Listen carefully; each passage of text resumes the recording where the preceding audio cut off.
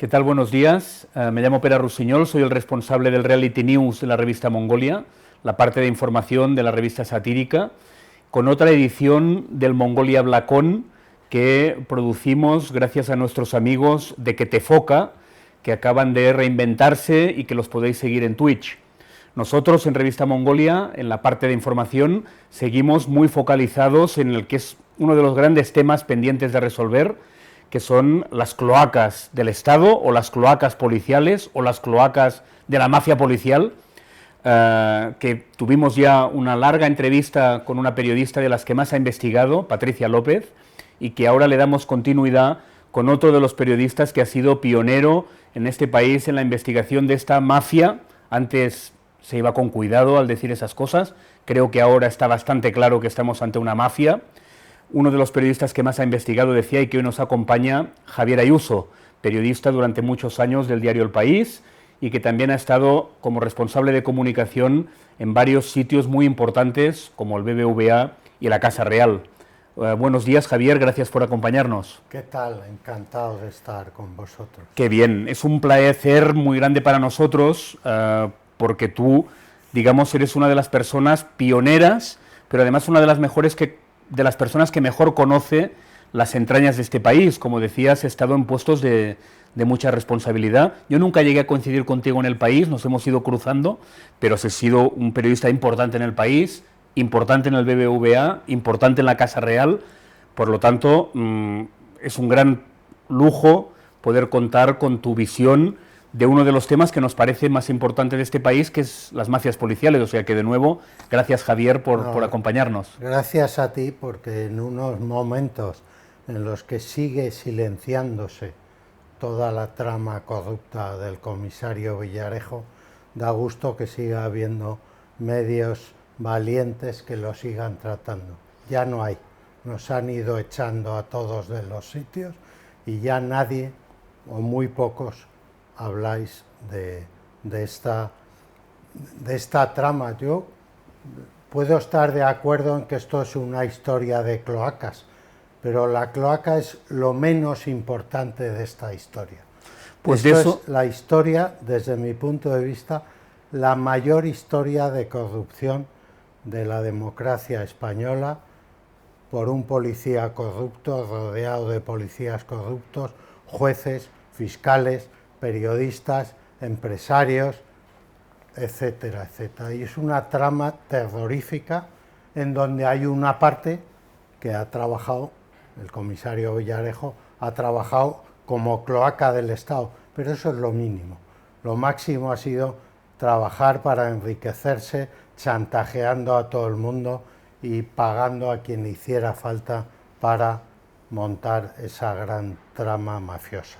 Pues tenemos una hora por delante. A mí me resulta sobrecogedor escucharte porque, de alguna manera, digamos, tú no eres un periodista, digamos, exaltado, como a veces se puede acusar, ¿no?, a mucha gente, sino que tú conoces del Estado, ¿no?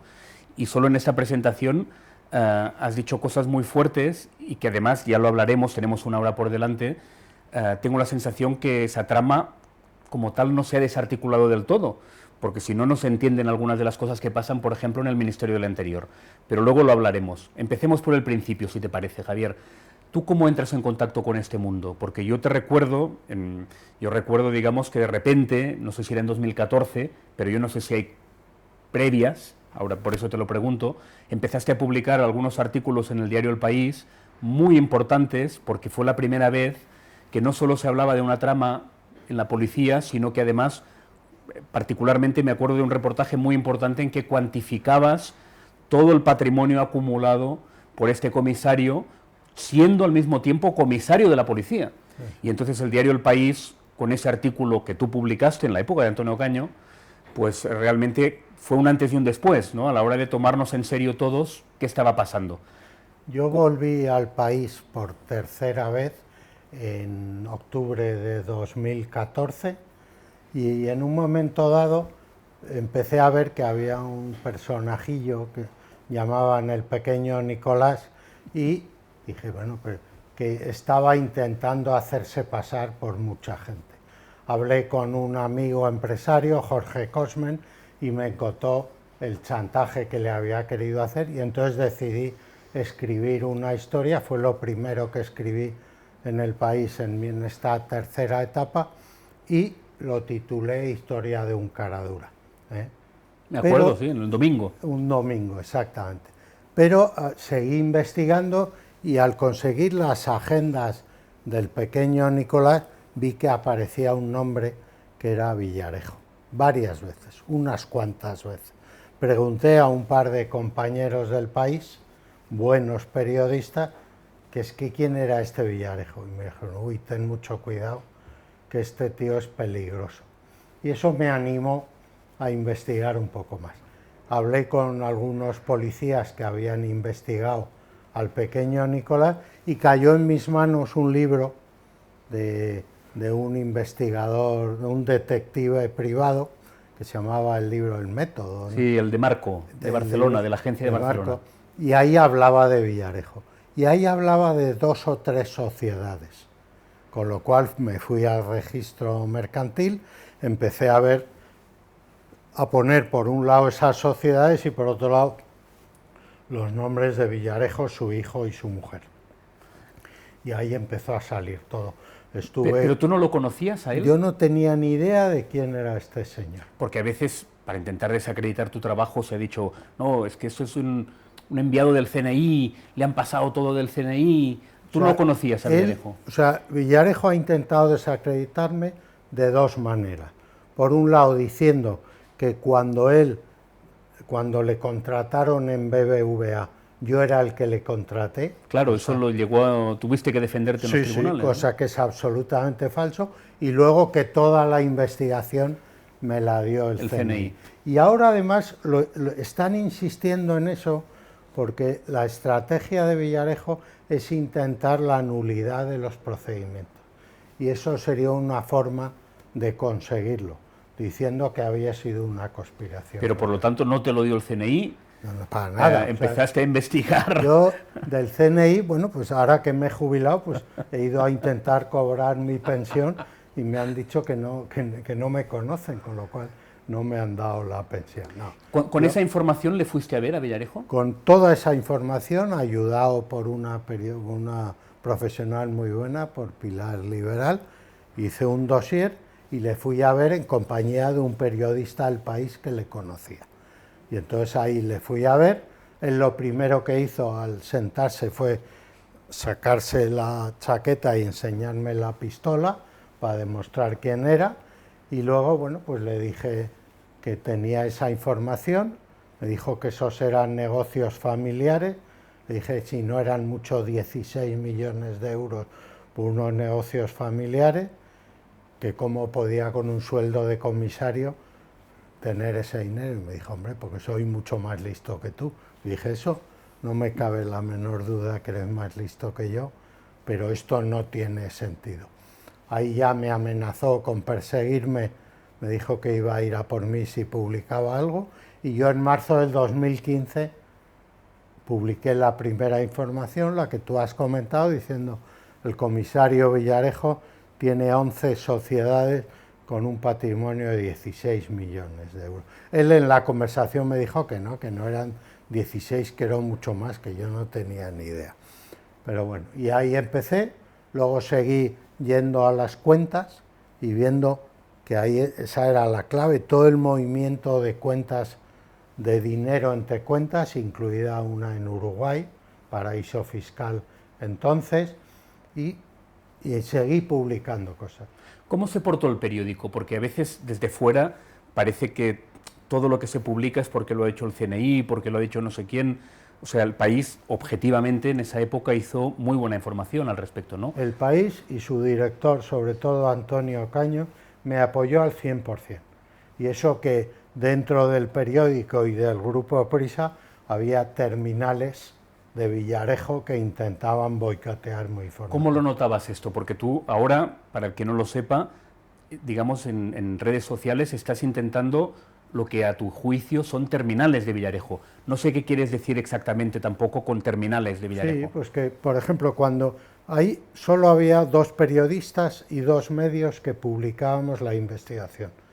Patricia en Público y yo en El País. Lo demás era un silencio absoluto. Ni siquiera la cadena SER, empresa hermana del País, publicó nunca en sus informativos ninguna emisión. Eso es muy raro, ¿no? Porque normalmente lo que publicaba El País lo replicaba rápidamente la más SER, que ¿no? raro, es grave.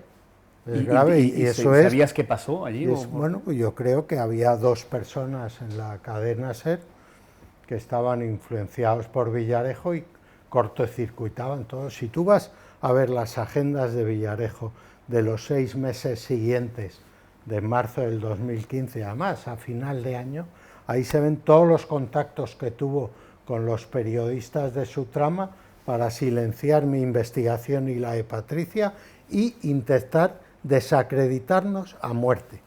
O sea, de mí dijo y siguen diciendo que soy un espía del CNI, que recibí toda la información, me investigaron de cabo a rabo a mí y a toda mi familia, no encontraron nada, cualquier cosa que hubieran encontrado lo hubiera publicado OK Diario, Periodista Digital o quien sea, y no pudieron encontrar nada más que las acusaciones de que, o sea, OK Diario llegó a decir que yo era espía desde los tiempos de Carrero Blanco, con lo cual 16 añitos, el espía más joven de la historia del mundo, probablemente, ¿no?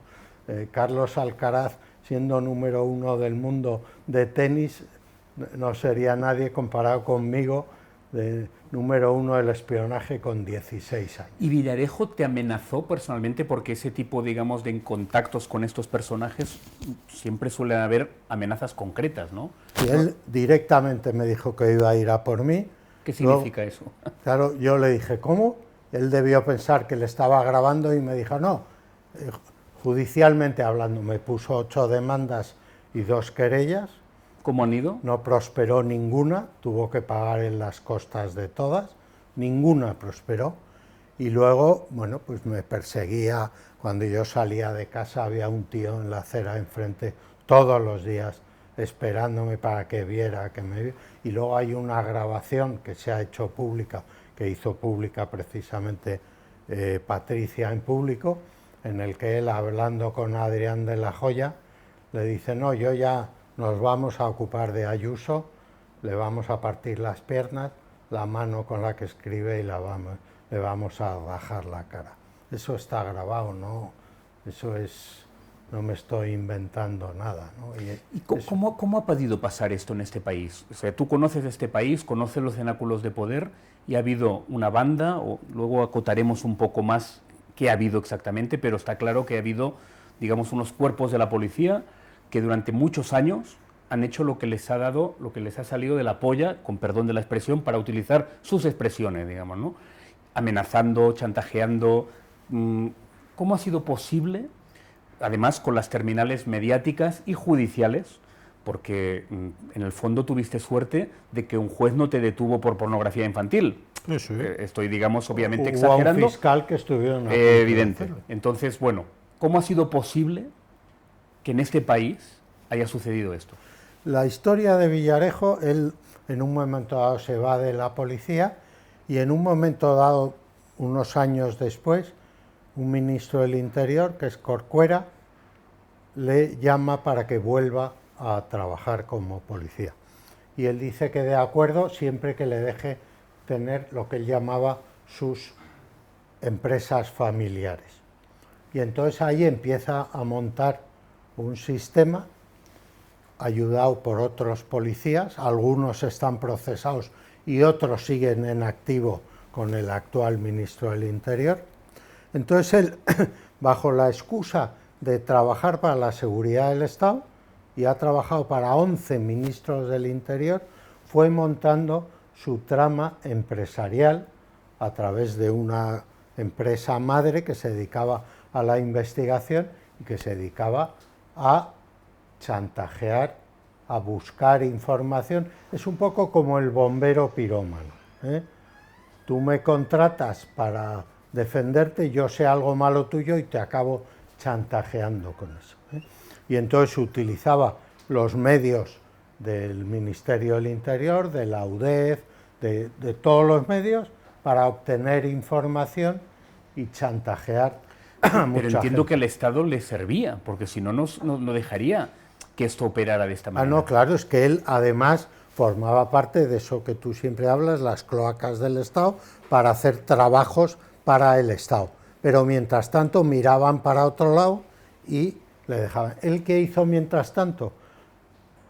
Colocar de jefes de seguridad de muchas grandes empresas a amigos suyos, algunos que han sido jefes y otros compañeros suyos, y luego ofrecerles su servicio, y todos le contrataron para trabajar, para hacer ese trabajo de inteligencia que llamaba él, que era espionaje puro y duro, que yo no digo que no pueda haber empresas de inteligencia, pero lo que no puede haber son empresas de inteligencia formadas por policías en activo y utilizando la información del Ministerio del Interior. Es que eso es mafia tanto, pura, digamos, y dura. Como Estado, hostia, esto yo todavía no lo entiendo. O sea, no entiendo porque esa descripción que haces parece la más ajustada a lo que vamos viendo, pero me sigue quedando la incógnita de cómo se dejó hacer eso, porque han pasado ministros socialistas, del PP, todo el mundo del Estado debía saber qué estaba pasando, y se dejaba hacer. Entonces, hostia, no, yo creo que no se pensaba que era tan grave, y decían, bueno, esto es un mal menor, y mientras tanto le tenemos haciendo el trabajo sucio contra el Procés, contra Podemos o contra el que me moleste, al PSOE contra el PP y al PP contra el PSOE. Pero incluso hoy, ahora ya sabemos que esto es mucho peor de lo que estás explicando, ¿no? Porque esa explicación que has dado me sirve para antes de que todo esto aflorara. Pero como has dicho antes, en el Ministerio de Marlaska está lleno de su gente. Este tío no está en la cárcel. El procedimiento judicial es un cachondeo, y con perdón, porque el juez, pues no es mi objetivo criticar un procedimiento muy complejo, pero el hecho es que está fuera de la cárcel. Entonces, a día de hoy, ¿qué pasa? Ha dimitido la ministra la fiscal general del Estado. No sé si ha dicho que estaba enferma, y seguro que es verdad, pero al mismo tiempo salen no sé cuántas grabaciones. Entonces, en conjunto, a día de hoy, la magnitud de lo que has descrito parece que el Estado no lo ha asimilado, o lo ha asimilado y no quiere ir hasta las últimas consecuencias, no sé por qué. Mira, vamos a ver, yo cuando iba haciendo esa investigación, llegó un momento en que me rendí. Dije, mira, yo con cosas que yo publiqué, tenían que haberle detenido por blanqueo de capitales al día siguiente.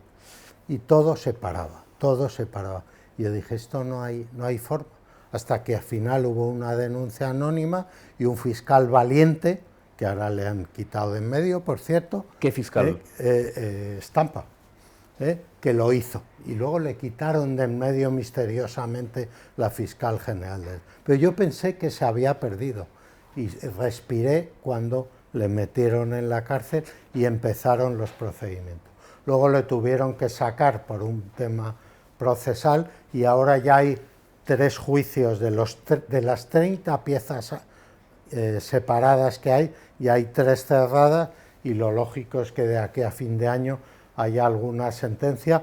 Solo por esas 3 le han pedido 80 años de cárcel. Espero que vuelva a la cárcel por la tranquilidad de mis piernas, más que nada, ¿no?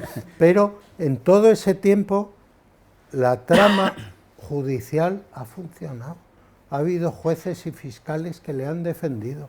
Él tenía una escuela de práctica jurídica, que eso fue cuando más nervioso se puso, fue cuando publiqué la lista de los jueces y fiscales que iban a dar clase pagados por esa escuela. ¿Cómo se llamaba la escuela? Porque ya no me acuerdo. Sí, pero lo publicaste en su día. Y no, lo publiqué, sí, y fue mucho. Yo es que ya. Pero había una escuela jurídica que pagaba muy por encima del mercado a los profesores, que resulta que eran los que luego jueces, tienen que juzgar fiscales en y ejercicio. Policías, incluido Olivera. Entonces, bueno, es que era todo tremendo. Entonces, no sé. A ver, la conclusión, Javier, es que de muy arriba tiene que haber algún tipo de apoyo, de muy arriba, ¿no? El otro día Patricia decía, no, es que el jefe de la trama es el emérito. Tú has sido jefe de comunicación del emérito. El emérito puede tener muchos defectos, pero eso desde luego que no, porque además él es por sus propios errores, una de las principales víctimas de la trama de Villarejo, porque él es todas las grabaciones que hizo Villarejo con Corina las han utilizado contra él. No, él no tiene, él puede tener todos los errores que tú quieras decirle, pero ahí desde luego no tiene nada que ver. Nada. Pues bajemos un rango, digamos, ¿no? Resulta que el Ministerio del Interior, señor Marlaska, está poblado de gente de Villarejo todavía y sabiéndose que es de Villarejo, ¿no? ¿Qué pasa ahí, digamos? Yo creo que hay mucho miedo.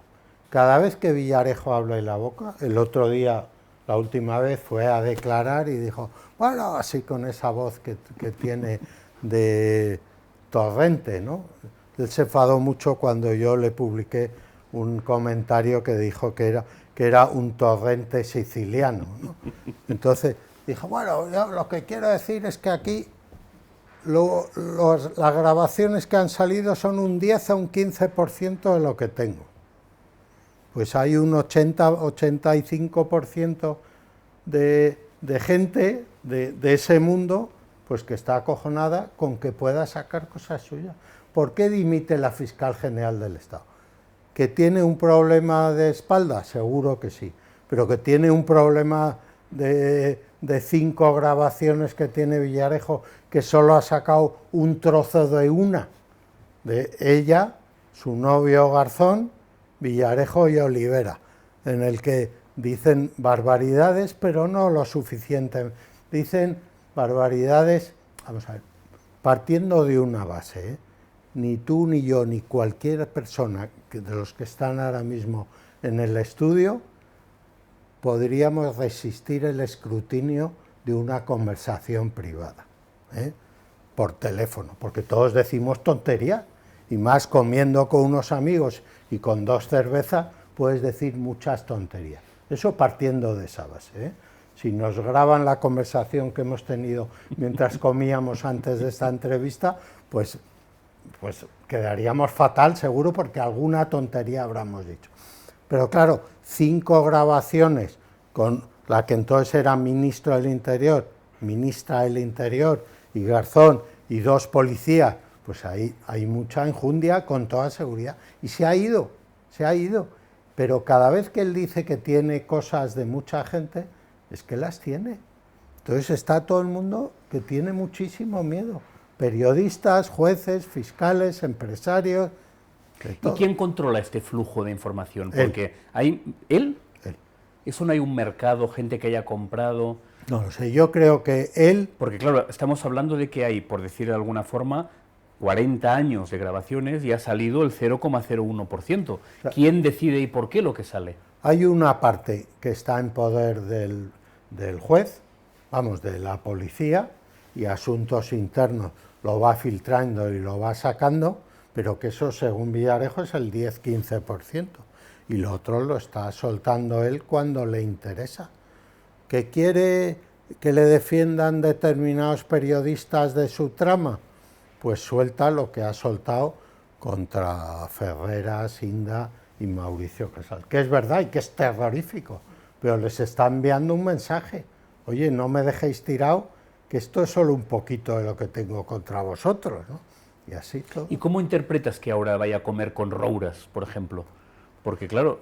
Eso para mí es eso que se te cae el alma a los pies, porque es verdad que El País y Público fueron muy valientes al sacar esa Patricia en concreto, ¿no? Pero Patricia de alguna forma se desprendieron de ella. Sí, pero Roures la defendió durante 3 años.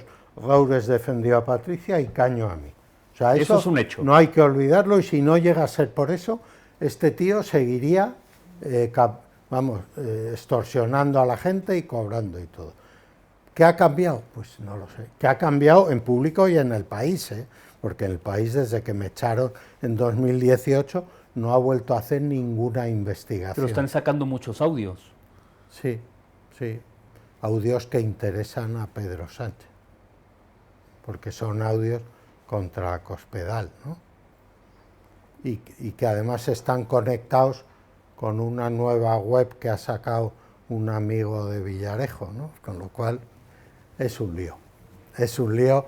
A mí lo de Roures me ha decepcionado muchísimo, porque es verdad, al margen de lo que pudiera hacer en su día con el periódico de papel público, que fue impresentable, él había defendido la investigación, incluso había promovido un documental que estaba bastante bien sobre esa investigación.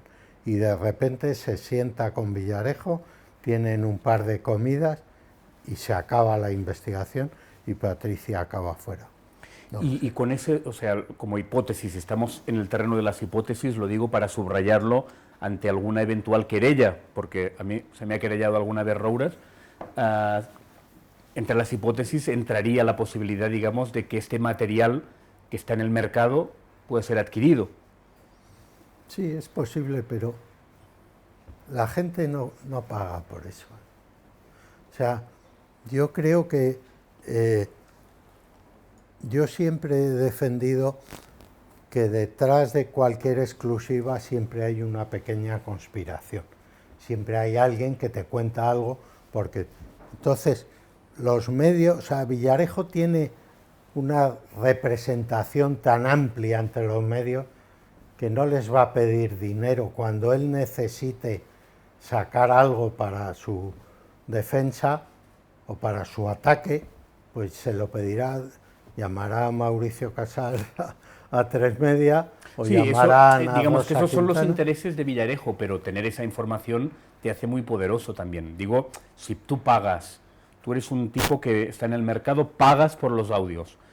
Hombre, eso te da mucho poder también a efectos de conseguir cosas.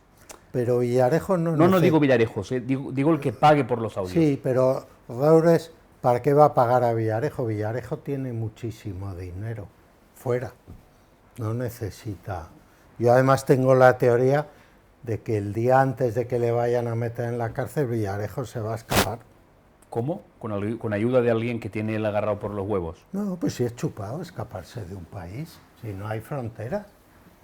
Tú coges el coche, tú te tienes que presentar todos los días en la comisaría de Boadilla, o donde sea, no sé dónde se presenta, buenos días, se coge el coche, se va a Portugal y de ahí se coge un avión a Brasil, pero es que con un pasaporte falso que tiene unos cuantos, o sea, que es que no. O sea, que eres pesimista, porque este va a quedar sin castigo.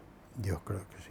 Hombre, yo creo que se ha quedado con el castigo de perder su imperio, su honor, que eso le pesa mucho, porque él es un hombre muy orgulloso, pero yo no creo que vaya a estar 30 años en la cárcel, no lo va a aguantar, se va a ir, se va a escapar.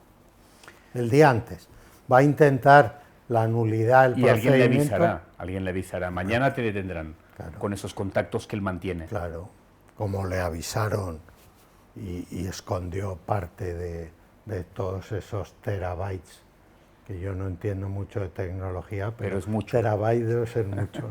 No, yo antes te preguntaba cuándo habías conocido a Villarejo, porque pensé, antes de hablarlo, a lo mejor lo conociste en el BBVA, porque en el BBVA está todavía el procedimiento abierto, hay que suponer la presunción de inocencia de Francisco González, pero parece que hay muchos indicios de que evidentemente Villarejo trabajaba también para el BBVA haciéndole cosas chungas al presidente cuyo jefe de comunicación eras tú.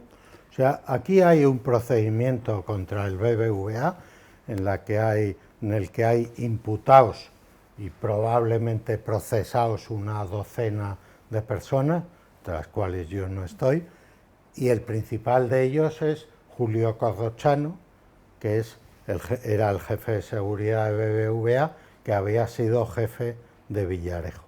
Y Corrochano, en su día, como venganza por mi investigación de Villarejo, dijo ante el juez que yo era la persona que gestionaba los trabajos sucios de Villarejo. Yo fui a declarar como testigo, expliqué que nunca en mi vida había visto a Villarejo hasta marzo del 2015 y el juez y el fiscal me creyeron, aunque el fiscal Estampa me preguntó, bueno, entonces, ¿por qué cree que tiene esa inquina Corrochano? Y digo, hombre, porque es socio de Villarejo y lo que querrían es que a mí me emplumaran por ese tema. Por supuesto, la cosa no fue a más. Yo fui como testigo 2 veces, conté lo que sabía y ahí quedó la cosa, pero a él, o sea, él si pudiera acabar conmigo, acabaría. Y qué cosa más fácil que intentar involucrarme en el caso del BBVA, porque es verdad que yo era director de comunicación en ese momento. Luego le expliqué, se publicó una lista de los 2000 teléfonos que había rastreado Villarejo, un montón de móviles. Y yo le dije al que estaba haciendo la investigación, ¿puedes mirar si está este teléfono? Y le di mi teléfono. Y estaba. Le digo, ¿cómo voy yo a decir que investiguen mi teléfono?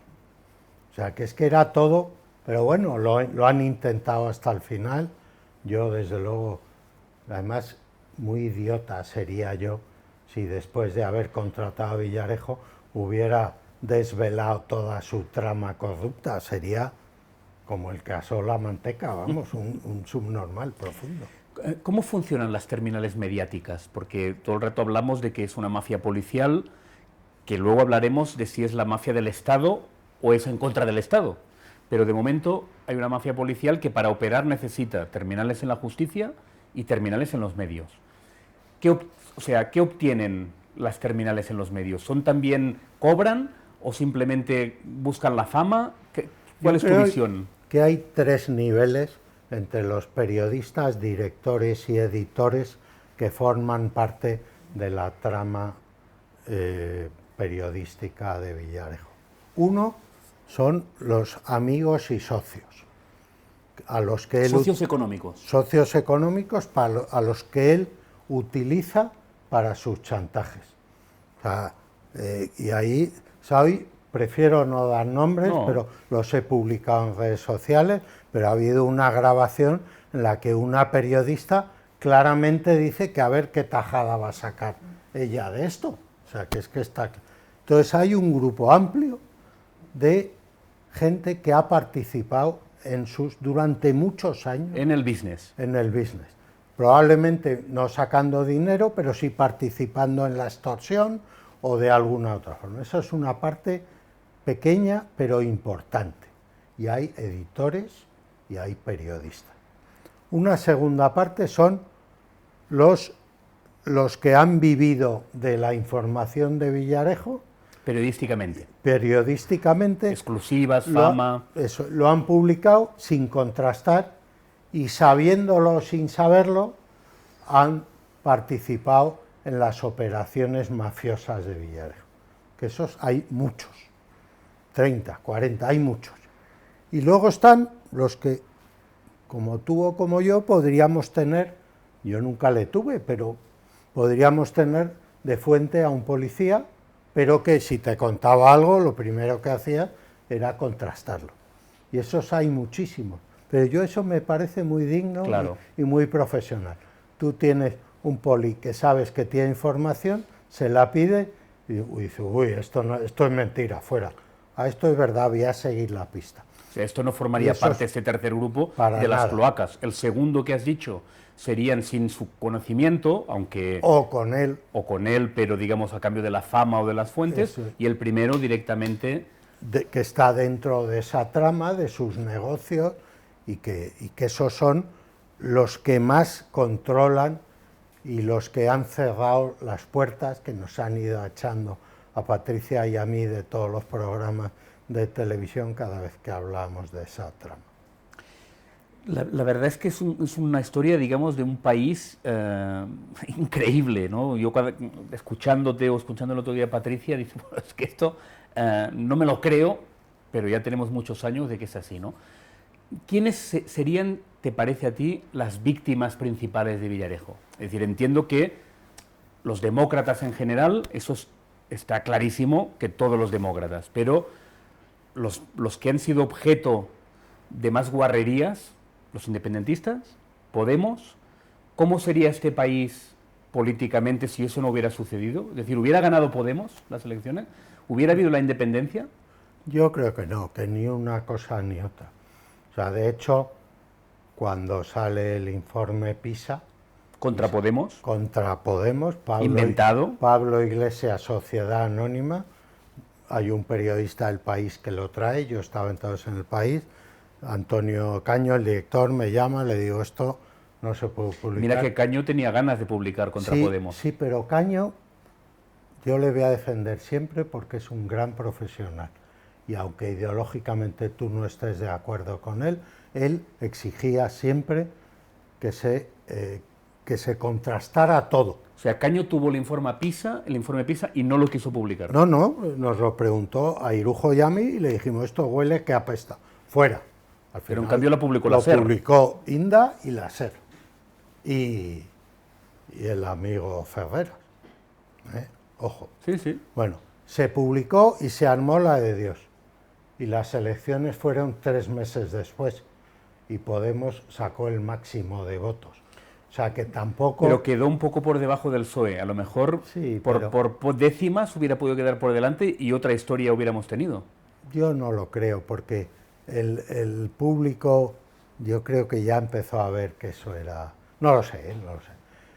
En cuanto a lo que la historia de la policía patriótica, los ataques primero contra el alcalde de Barcelona, Xavier Trias, que eso fue una vergüenza, que se fue Villarejo en un avión a Suiza, cogió en un pantallazo, se la dieron al Mundo, el Mundo en portada, el director del Mundo de entonces llamó al ministro del Interior para confirmar que era verdad, y el ministro del Interior le dijo que sí, que era verdad, o todos sabían que era mentira.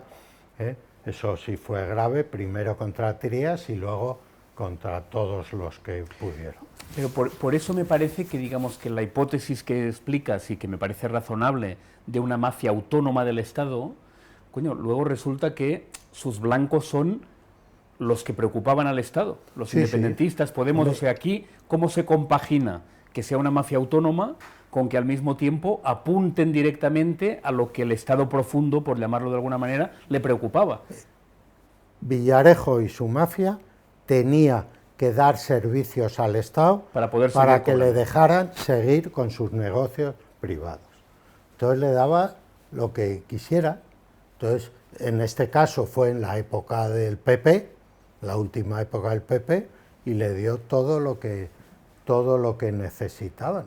Por lo tanto, había una picardía de esas cloacas para decir, para poder seguir haciendo business, claro, tengo que darles algo, aunque sea mentira, que les interese a ellos. O sea, la cloaca era la forma de mantener su negocio.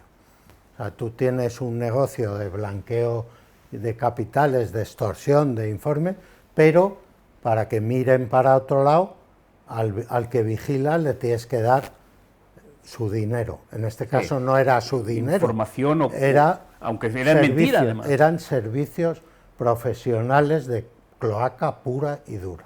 ¿Y Villarejo te parece el jefe de esta mafia? Sí. Porque, por ejemplo, Olivera o Pino, hostia, estos eran el DAO, el jefe máximo de la policía. ¿Estos, digamos, les engañaba Villarejo? No, ¿O eran los jefes de Villarejo? No, eran los jefes de Villarejo para las cloacas. Pero Villarejo tenía su negocio muy saneado al margen de todos ellos. Algunos de ellos los tenía pringados, por supuesto. Pero digamos, el jefe de esa estructura mafiosa, ¿crees que es Villarejo? Yo creo que sí. Probablemente hay alguien más, yo no puedo acusar a nadie más, pero ha habido casos importantes, pero no tengo pruebas como para eso. ¿Y hasta qué punto? Porque tú insistes mucho, ¿no? Te escucho y haces como una distinción. Aquí había una mafia policial, pero no son cloacas del Estado. ¿Eso te parece que es una distinción? Ahora lo he simplificado, pero tú te ves representado en eso que estoy diciendo. Es decir, sí, las cloacas del Estado cumplen, te gusten más o menos, una función de Estado, y en cambio estamos hablando de una mafia delincuente para enriquecerse que no tiene que ver con lo que son las cloacas que todo Estado tiene y que no hace falta defenderlos para describir que existen. Claro. O sea, aquí hay una gran sociedad, pues eso, mercantil, económica, mercantil, de pasta, para forrarse, y luego, pues para justificar, para que el poder mire para otro lado, da unos servicios de cloacas del Estado impresentable. Pero a mí me parece mucho más grave la trama mafiosa de policías, jueces, fiscales, periodistas, empresarios, jefes de seguridad. Me parece mucho más grave eso que las cloacas del Estado, siendo las cloacas del Estado muy grave.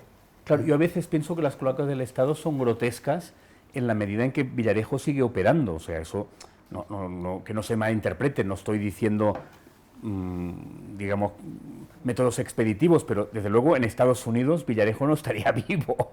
O sea, es raro eso. Sí, hombre, yo creo que los servicios de inteligencia pues suelen hacer cosas que no se suelen saber, pero bueno, yo ahí de eso... Pero al final muestra, digamos, en su conjunto un Estado, digamos, una muy atrasado. Una debilidad de las instituciones del Estado, de la justicia, de la administración, de la policía. O sea, esto ha demostrado una debilidad terrible de un personaje... ¿Cómo se puede resolver esto? Porque está claro que no se ha resuelto. Es decir, tenemos, como bien has explicado, digamos, mucha gente amiga de Villarejo instalada en posiciones de poder, a pesar de lo que sabemos. ¿Qué posibilidades hay de que esto, o sea, antes ya has dicho, Villarejo al final no se va a salir de rositas, se va a desaparecer el día antes? ¿Qué se podría hacer para que empezáramos a ser un Estado serio en este sentido, no? Pues no lo sé, llegar al fondo en todos los juicios. A mí cuando la gente dice, no, es que Villarejo va a sacar todas sus grabaciones. Ojalá. Ojalá, porque si ha habido gente que se ha saltado las leyes con Villarejo, pues tienen que pagar. A mí es que no me preocupa nada que saque todas sus grabaciones.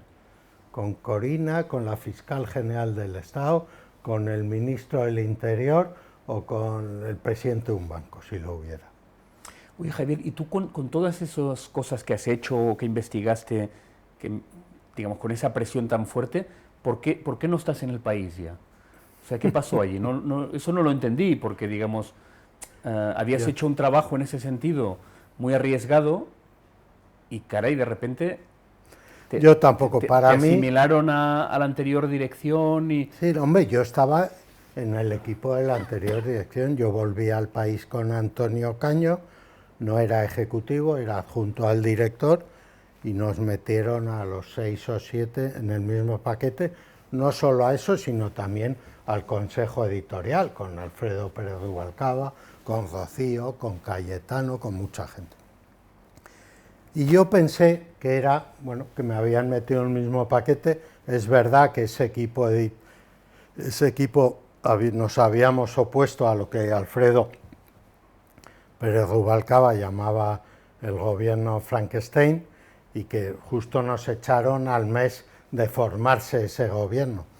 Pero mi mujer, que es mucho más lista que yo, me dijo, a ti te han echado por Villarejo.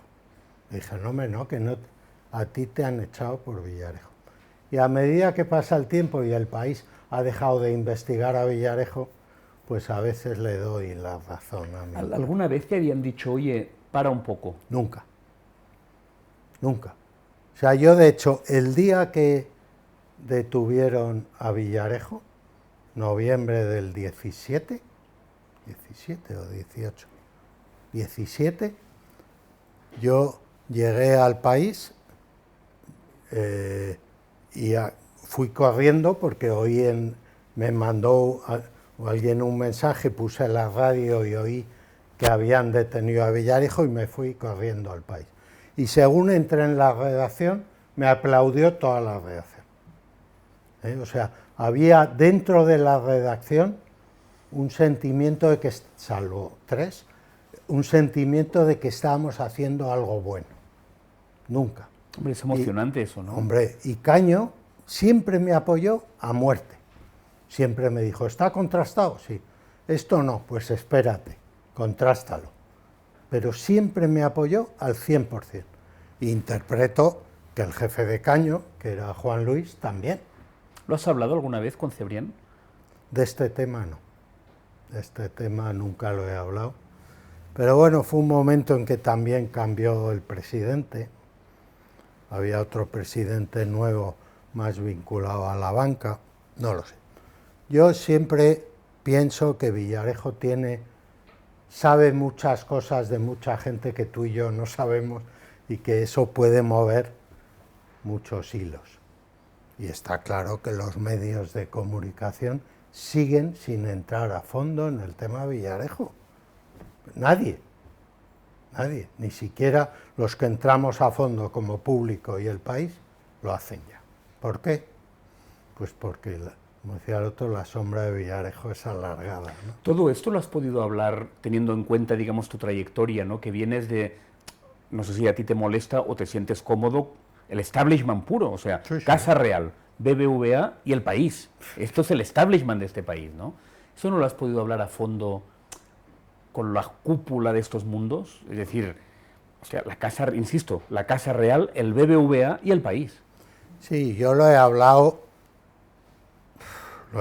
con gente de la Casa Real, pero ellos, vamos a ver, es que ese establishment, como lo llamas tú, que es el establishment, tanto la Casa Real como el BBVA, el Santander, Telefónica, la Caixa o Iberdrola, pues es que... Está atrapado también. Claro, ese es el problema.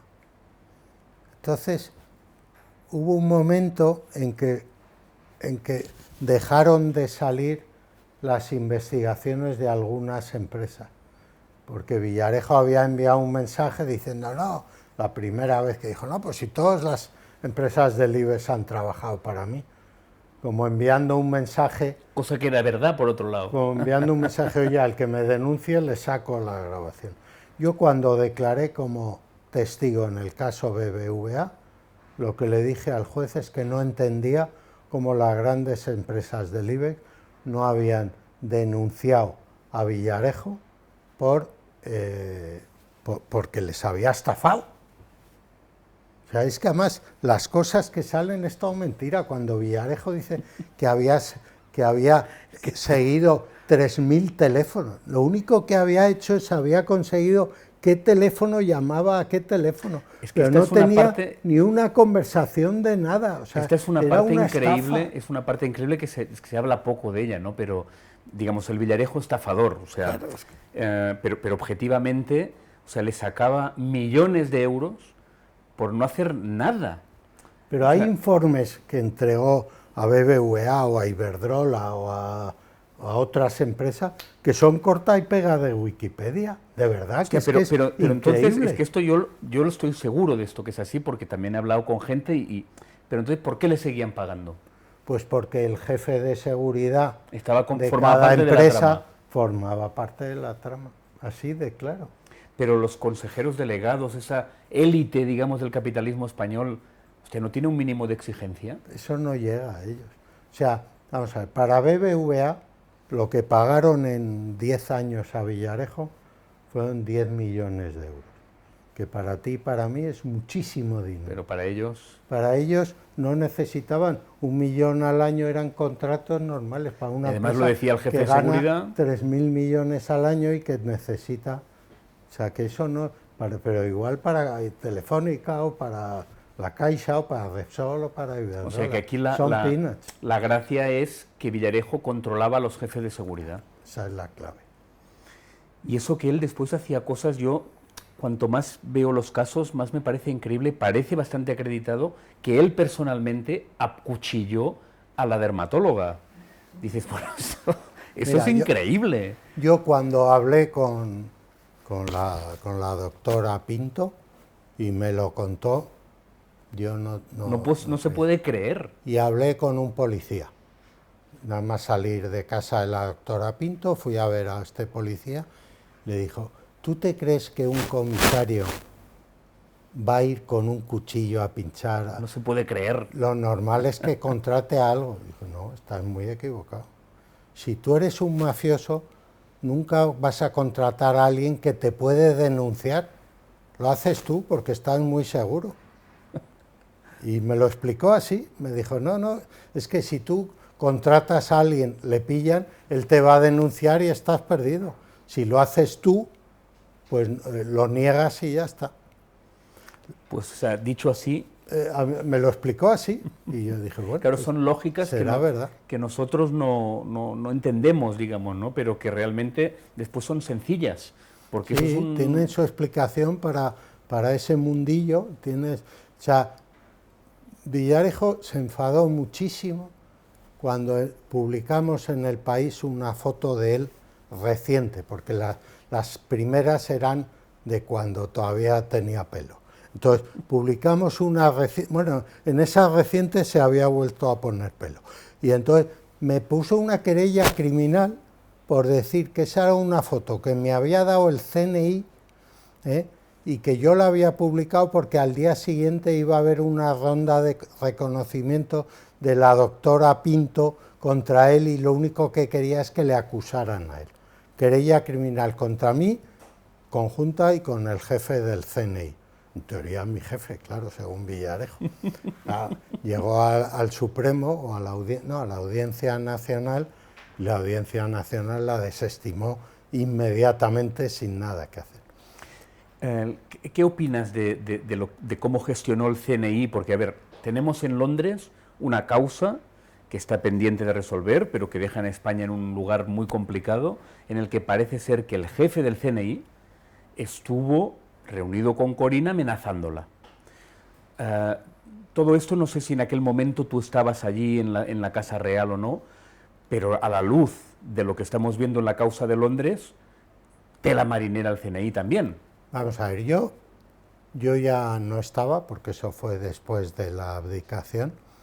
Yo estuve en la Casa del Rey de febrero del 12 a julio del 14. ¿Y la abdicación fue? En junio del 14. Yo, después de la abdicación, acabé mi trabajo ahí.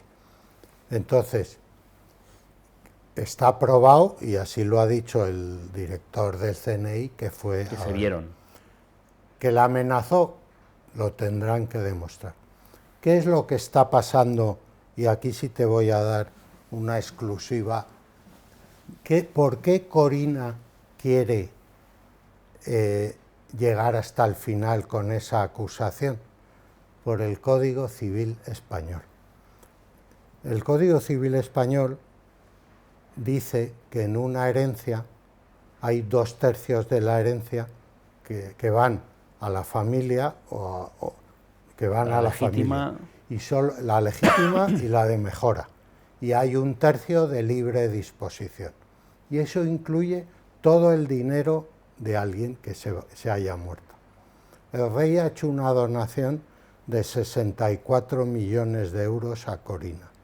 Cuando el rey se muera, los herederos, el rey Felipe no, porque ha renunciado a la herencia de su padre, pero las infantas pueden pedir 2/3 de esos 64 millones, porque el Código Civil Español dice que eso es para ella, no para... Solo hay 1/3 de libre disposición. O sea, Corina se está jugando 40 millones de euros.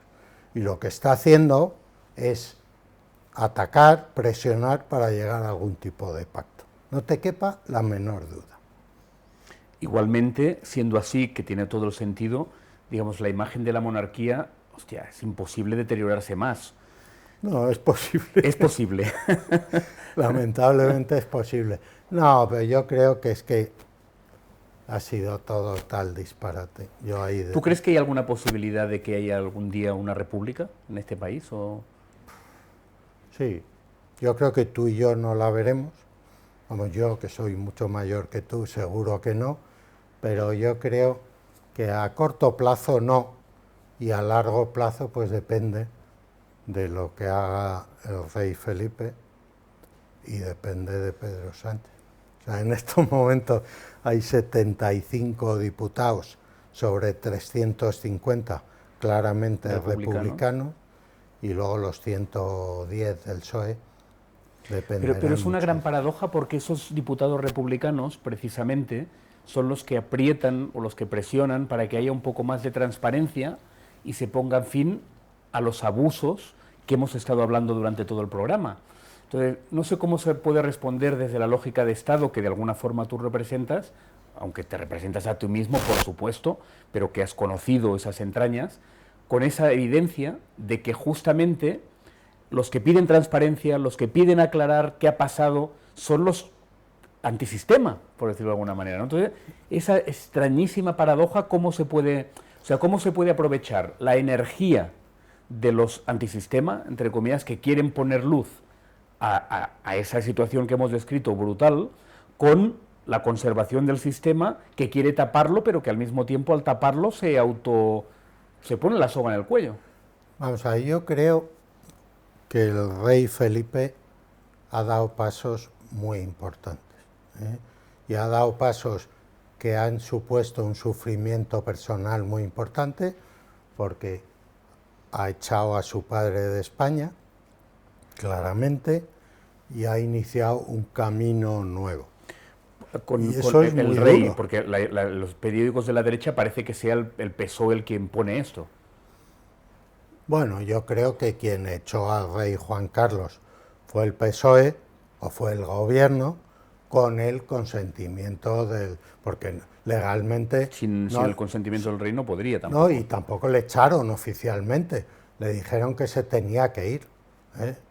Y eso el rey lo ha hecho por lo que tú estás pidiendo, por iniciar un tiempo nuevo, y ese nuevo tiempo que dijo en su discurso de proclamación, no de coronación, de proclamación, de un tiempo, una monarquía nueva para un tiempo nuevo.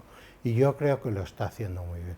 Y el rey Felipe tiene algo muy importante, que en los tiempos que corren en España es importantísimo, y es que tiene unos profundos principios éticos. Con lo que estamos viendo del mundo político y de la anterior etapa, me parece importantísimo. Y eso te lo puedo decir porque le conozco, he trabajado 3 años para él, y lo tiene, y eso es importantísimo.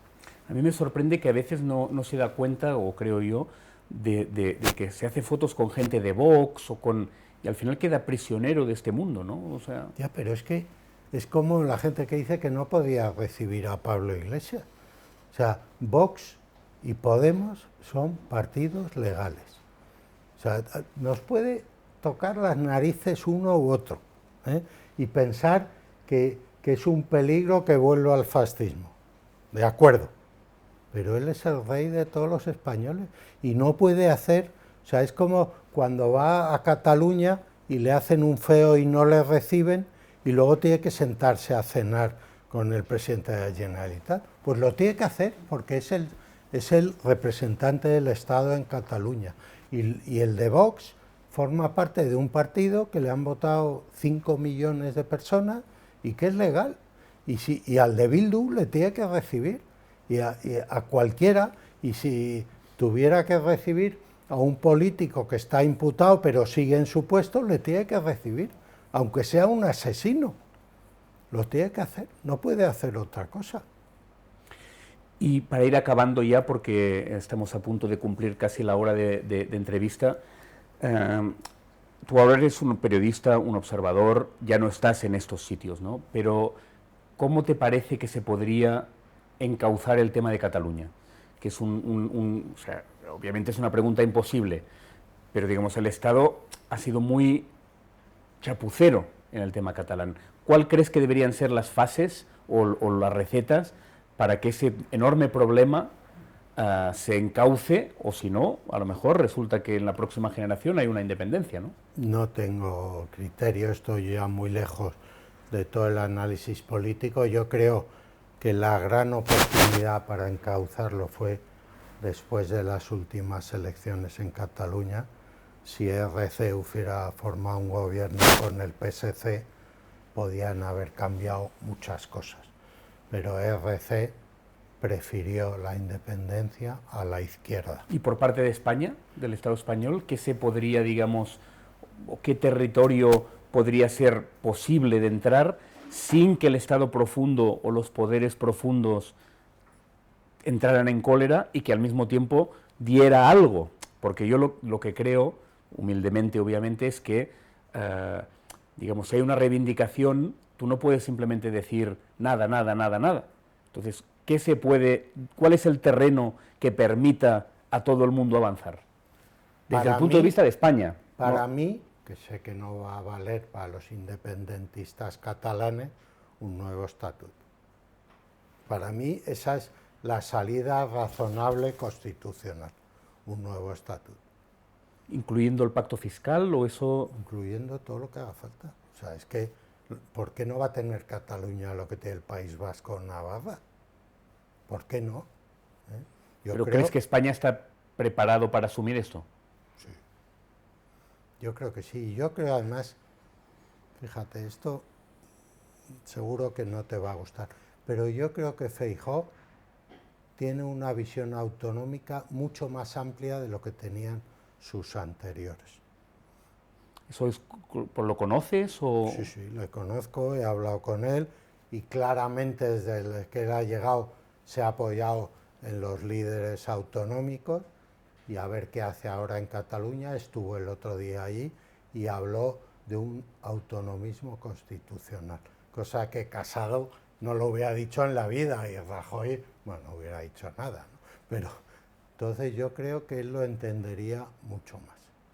Última pregunta, medios de comunicación, tú que conoces desde los últimos 40 años, ¿no? Están todos en una fase muy crítica, ¿no? En esta charla ha quedado de manifiesto. ¿Tienes alguna esperanza de que el periodismo todavía pueda ser útil?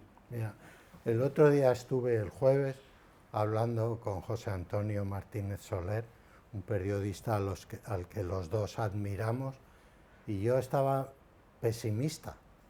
Me dijo, pero no seas pesimista, joder, si tú y yo hemos vivido los últimos años del franquismo, estamos 1000 veces mejor que entonces. Y es verdad.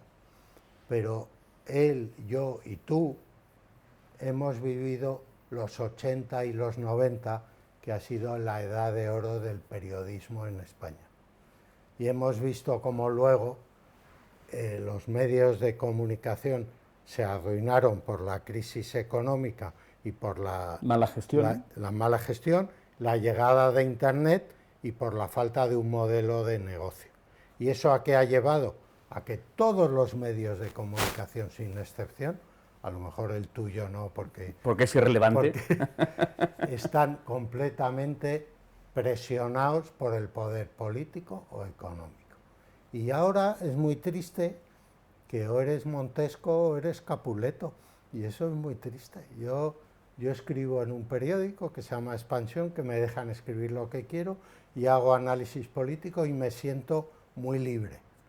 Y en El País, los 4 años últimos que estuve como adjunto al director, me sentía muy libre. Pero en el fondo sientes la presión y la autocensura del medio para el que escribes. Dices, ¿qué pensarán, ¿no? Entonces, pues son malos tiempos para la lírica, desde luego. ¿Puedes mejorar? Ojalá. Es que me gusta tanto ser periodista que siempre busco una esperanza, ¿no? Sigo leyendo los periódicos, lo que pasa es que tienes que leer 4 o 5 para enterarte de lo que pasa. Pues muchísimas gracias, Javier, ha sido un gran placer, para nosotros un honor que hayas querido compartir con nosotros todas estas interioridades de un tema que a nosotros nos parece el más importante que tiene planteado ahora mismo este país. No es la independencia de Cataluña, no es la crisis, pese a ser muy importante, sino una estructura mafiosa que ha caracterizado los últimos 40 años de este país y que parece ser, después de escucharte, que no está desarticulada del todo. Para nada. Por lo tanto, bueno, gracias por tu trabajo, gracias por compartir con nosotros. Eres bienvenido a Mongolia y a todos esos medios independientes. Y nosotros seguiremos. El mes pasado tuvimos a Patricia López, ahora hemos tenido a Javier Ayuso y tenemos muchas ganas de seguir abordando desde todos los puntos de vista el tema de las cloacas, su relación con los medios y cómo han marcado la política y la realidad de nuestro país en las últimas décadas. Muchas gracias por acompañarnos. Esto es el Mongolia Blacón de la revista Mongolia y con el apoyo de nuestros amigos del Mongolia Showcase y de Que Te Foca. Muy buenas tardes y muchas gracias por todo.